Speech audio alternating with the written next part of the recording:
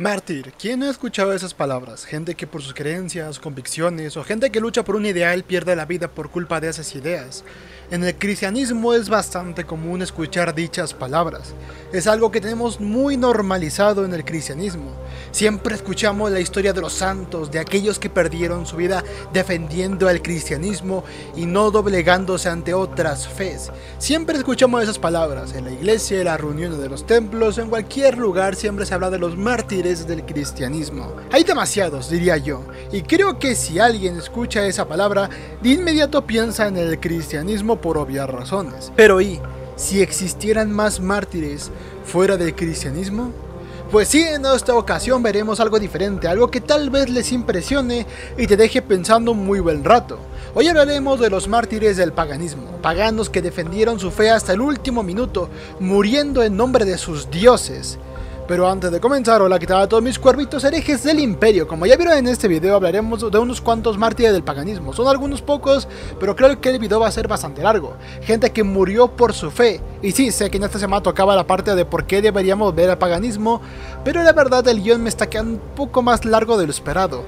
Así que me tardaré un poco y decidí hacer este video un poco más fácil, por así decirlo. Así que antes de comenzar les invito a unirse a los miembros del canal, que tiene un nuevo nivel de 9 pesos mexicanos, por si quieren apoyar a este canal. Y si ustedes quieren que mis gatos y yo comamos, por favor únanse. Y de paso síganme en Instagram, donde estaré subiendo fotos de mis gatos y algunos shorts que ya subí a YouTube para ganar seguidores en esa red social. Aquellos que me sigan tendrán fotos de mis michis, así que vayan a seguirme. Así que sin nada más que decir, empecemos.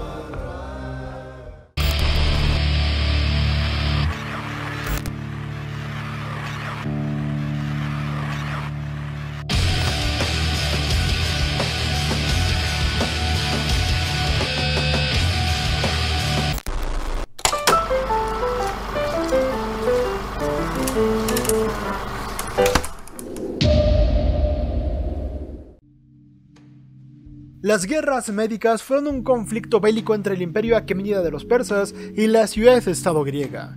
En esta, los persas amenazaron a los griegos con conquistarlos y matarlos, pero una fuerte resistencia vino de la ciudad-estado, entre las que estaban Esparta y sus 300 espartanos, que en realidad solo conformaban una pequeña parte del gran ejército. En la batalla de las Termópilas, el ejército de Jerjes, que se estima alrededor de unos 500.000 hombres, mejor equipados que aquellos bajo el mando de Darío. Sin embargo, se consideraba que hoy en día esa logística es imposible. En aquella época solo podría haber alcanzado para unos 250.000 soldados, que partieron en el 480 a.C. En ese lugar, el rey espartano Leónidas I situó a unos 300 soldados espartanos y 1000 más de otras regiones. Jerjes les envió un mensaje exhortándoles a entregar las armas, a lo que ellos respondieron: ven y tómalas. Tras 5 días de espera y viendo que la superioridad enemiga no hacía huir al enemigo, los persas atacaron. En esta guerra muchas vidas fueron tomadas. Debido al tamaño reducido del ejército griego, la geografía estrecha y que el ejército de Persa era masivo, ellos no podían hacer mucho en las Termópilas, por lo tanto, los griegos tomaron la delantera en esta guerra. Mas sin embargo, un traidor llamado Efialtes condujo a Jerjes a través de los bosques para llegar a la retaguardia, a la salida de las Termópilas. La protección del camino había sido encomendada a 1000 feócidos, que tenían excelentes posiciones defensivas. Pero estos se acobardaron ante el avance persa y huyeron al conocer la noticia. Algunos griegos señalaron lo inútil de la situación y para evitar una matanza, algunos se rindieron. Entonces, Leónidas decidió dejar partir a los que quisieran marcharse, quedándose él y su ejército de 300 espartanos y 700 hoplitas tespios, firmes en sus posiciones. De ahí, los persas masacraron a los soldados restantes de las ligas de Grecia. Lejos de decaer la moral griega, esto unió a las ciudades-estado griegas para combatir a un enemigo en común, bajo una bandera de nacionalismo. Esto hizo que Leónidas, sus 300 espartanos y 700 hoplitas tespios se volvieran mártires en Grecia y por ende del paganismo helénico. A día de hoy muchas obras fueron tomadas por esta misma batalla. Assassin's Creed o la película de 300 y sus cómics. Es algo que hasta el día de hoy se sigue hablando. Y se sigue hablando del sacrificio de estos soldados por su nación y por los dioses.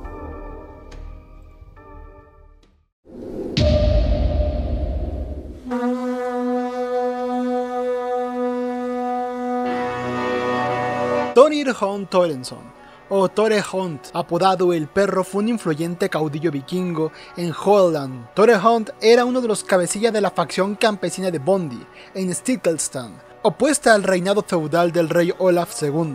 Tore aparece en algunos textos como uno de los caudillos que provocaron la caída y muerte del rey Olaf en la batalla de Stiklestad en el 1030. También él sirvió como el ejército expedicionario del rey Canuto el Grande en más de una ocasión, sí, el que sale en Vinland Saga y en la serie de Vikings. Tore Hunt era hijo de Hersil Tore de Bjarkov. Nació en los inicios de la introducción del cristianismo en Noruega. Tore era considerado un caudillo muy independiente y un muy devoto pagano. Para él y muchos caudillos granjeros, la cristianización no solo era un concepto de fe, sino una fuerza política, de opresión hacia los tradicionales líderes locales, una imposición del rey del sur. Tore se opuso firmemente a las tentativas del rey a la unificación y a la cristianización de Noruega.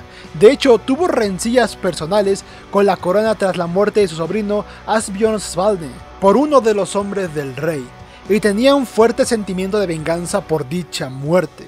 Cuando Erling Skjaldsson fue asesinado en el 1028, Tore asumió el liderazgo de la facción de caudillos tradicionalistas junto a Einar Tambarskjær y Kalve Arnarson, hermano de Fjørn Anderson. En el 1026 se unió a las fuerzas de Canuto el Grande cuando derrocaron al rey Olaf y fue elegido representante del rey danés Canuto en Noruega, junto a Harald ab Tjota. Según el Heimskringla, Olaf en el verano del 1030 y Tore estuvo entre los que no aceptaron su reinado. Tore y su ejército lideraron la ofensiva contra el ejército real en la batalla de Stiklestad. Stiklestad era una granja en la franja baja del Valle del Verdal a 80 kilómetros al norte de Trondheim. La saga menciona a Tore como uno de los que hirieron mortalmente al rey Olaf, junto a Kalv Arnarson y Thorstein. Aunque ganó la batalla y la guerra, Tore fue exiliado por su propio pueblo, muriendo solo por defender sus ideas contra el cristianismo. El legado de Tore es tan grande que cerca de una iglesia cristiana, una estatua de Tore Hunt fue erigida en 1980 junto a la carretera de la iglesia de Bjarkov, honrando la figura del caudillo vikingo. Él dio muerte al rey Olaf II para evitar que el cristianismo invadiera Noruega, y aún así su pueblo lo traicionó y murió exiliado. Pero aún así, a día de hoy, se sigue mostrando a Tore Hunt como lo que era, un revolucionario que defendió sus ideas en contra de un mal extranjero.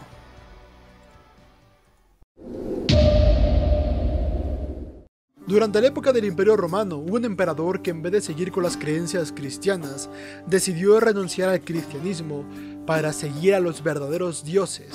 Estoy hablando de Flavio Claudio Juliano, conocido como Juliano II, o como fue apodado por los cristianos, Juliano el Apóstata.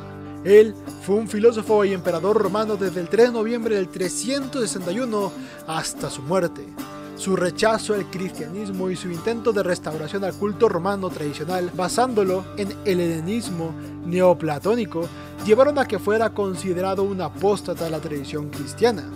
A pesar de que su reinado fue corto, Juliano fue uno de los más controvertidos y polémicos de la historia del Imperio Romano. Fue, después de Marco Aurelio, el único emperador filósofo, hijo de un hermanastro de Constantino el Grande.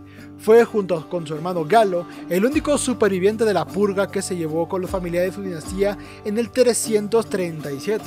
Tras pasar su infancia y juventud apartado del poder, su primo Constantino II lo nombró César de la Pars Occidentalis en el 355. Menos de un año después de la ejecución de su hermano, que también ostentaba la dignidad de César, Constantino le encargó rechazar la invasión germánica de la Galia, tarea que realizó con gran efectividad. En el 361 fue proclamado por el ejército de la Galia Augusto, lo que lo condujo a la guerra civil. Sin embargo, la repentina muerte de su primo Constantino II lo convirtió en emperador, único antes de que se rompieran las hostilidades. Renegó entonces públicamente del cristianismo, declarándose heleno. motivo por el cual fue tratado como un apóstata por los cristianos. Juliano depuró los miembros del gobierno de su primo y llevó a cabo una activa política religiosa, tratando de restaurar la religión romana y de contener la expansión del cristianismo.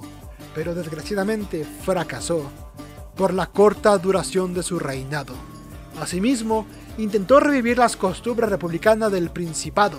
Se negó a asumir el título de Dominus, como había sido corriente de la dinastía constantina, adoptando el título de cónsul, y emprendió un proyecto para la construcción de un tercer templo de Jerusalén, lo cual le valió el apoyo de los judíos, dispersos por todo el Imperio Romano, a quienes se les permitió congregarse en un monte sacro tras el exilio impuesto por sus antecesores, lo cual generó una animosidad por parte de los cristianos. En el último año del reinado emprendió una infructuosa campaña contra el Imperio Sasánida. Descartada la toma de su capital Ctesifione, emprendió una marca por la tierra quemada mientras trataba de unirse al resto de las fuerzas romanas comandadas por Procopio, que culminó con su muerte en una escaramuza. Su fin fue asimismo el de la dinastía constantina.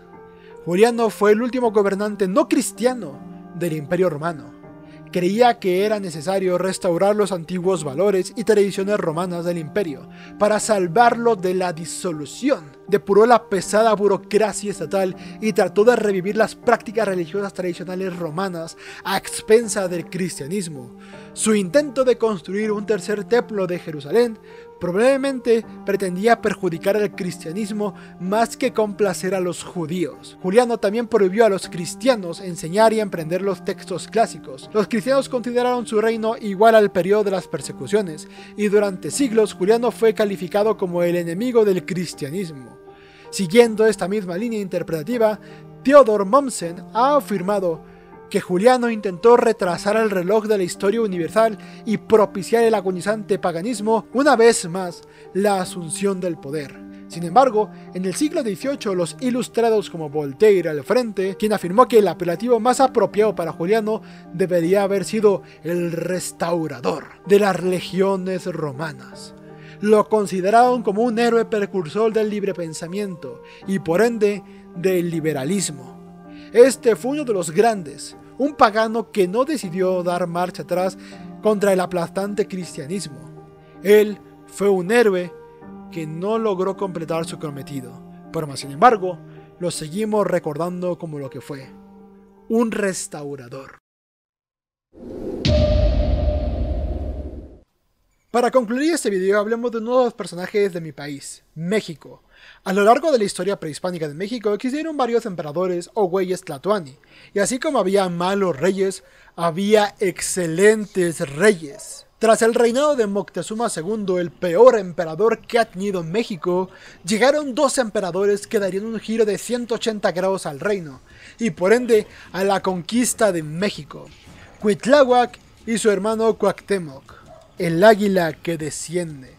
Estos dos hicieron lo que Moctezuma nunca hizo, es decir, darles derechos a los tlaxcaltecas y darles la green card, por así decirlo, a las demás naciones del México antiguo, dándoles la nacionalidad mexica. Esto hizo que todos los aliados de Cortés decidieran pasarse al bando de Cuauhtémoc y su hermano Cuitláhuac, incluyendo algunos españoles. Se volvieron paganos para evitar ser asesinados por los mexicas.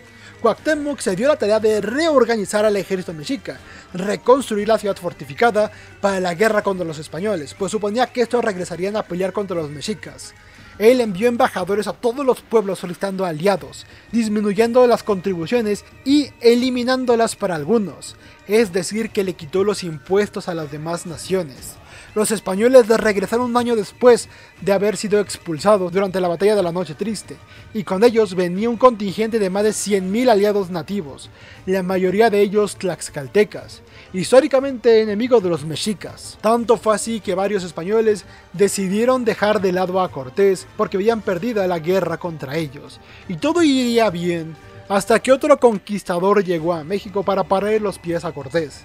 Este fue derrotado por Cortés, quien volvió con los tlaxcaltecas para vencer a los mexicas, quienes usaban mujeres guerreras para intimidar a los españoles, pues estos pensaban que no tenían más soldados. pero un esclavo negro tenía la viruela, contagiando a todos, incluyendo a Cuitláhuac, quien murió por esta enfermedad.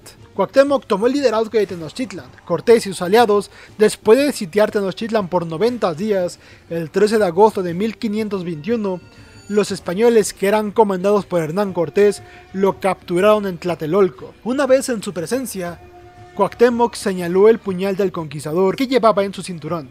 Le pidió, por favor, que lo matara con él, pues no haber podido ser capaz de defender su ciudad y a sus vasallos a manos del conquistador, prefería morir a manos del enemigo. Entre los propios guerreros mexicas, como el propio emperador Cuauhtémoc, se asumía que al ser derrotado por el enemigo y capturado por el enemigo, debía aceptar morir en sacrificio a los dioses, para así alcanzar como destino final al cielo y acompañar al sol en su travesía diaria. Por lo cual la petición de Cuauhtémoc a Cortés no pudo ser, porque él simplemente no lo ejecutó. Porque los europeos no consideraban las normas de honor de los ejércitos indígenas. Este hecho fue escrito por el propio Hernán Cortés en su carta de relación a Carlos I. Fuentes posteriores atribuyeron a Cuauhtémoc un estoicismo en pleno trance durante su ejecución. El libro escrito por López de Gomara refiere que el señor que le acompañaba en la tortura le pidió permiso para hablar y cesar el tormento. A lo que Cuauhtémoc respondió: sí, estoy en una especie de baño. Una novela histórica escrita por Eligo Acona en 1870 popularizó la variante ¿estoy yo acaso en un lecho de rosas? Las heridas de su amigo fueron peores y el doctor Cristóbal de Ojeda fue quien curó las heridas de Tlatoani. Años más tarde, el médico declaró durante el juicio de residencia de Cortés que el incidente se dio tormento a Cuauhtémoc quemándole los pies y las manos. El güey Tlatoani vuelve sorprendentemente a su papel de noble mexica, respetando y bien tratado, pero cautivo cuyo prestigio y autoridad utiliza a Cortés para el gobierno de los vencidos. Como todos los súbditos recién conquistados, se intentó convertirlo al cristianismo, pero solo lo consiguieron hasta el día de su muerte. O eso dicen, pues yo pienso que él jamás renunció a sus dioses. Otras fuentes dicen que murió ejecutado por ahorcamiento sin ser católico. Murió siendo pagano. Y esta es la que yo creo más real. Porque no hay ningún escrito que Cuauhtémoc se volvió católico. Y si existen, fueron escritos por españoles. Yo pienso que el gran Tlatoani Cuauhtémoc, el último gran rey de México, murió con los nombres de sus dioses en sus labios. Murió como un rey, como un pagano. Y ahí va uno de los mejores líderes que ha tenido México, un rey sabio, poderoso, que hizo frente a la conquista, uno de los últimos reyes del México antiguo.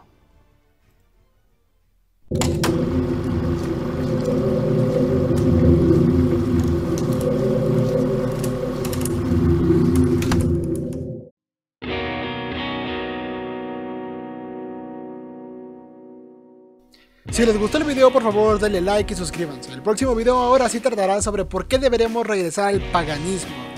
Sí, me estoy tardando mucho porque tengo que buscar mucha información. Este video yo lo tenía planeado desde hace mucho tiempo, así que fue más fácil encontrar las notas que tenía ya puestas en un cuaderno, así que fue bastante más fácil. Sin nada más que decir, únanse a los miembros del canal y síganme en Twitter e Instagram porque me ayudarían mucho.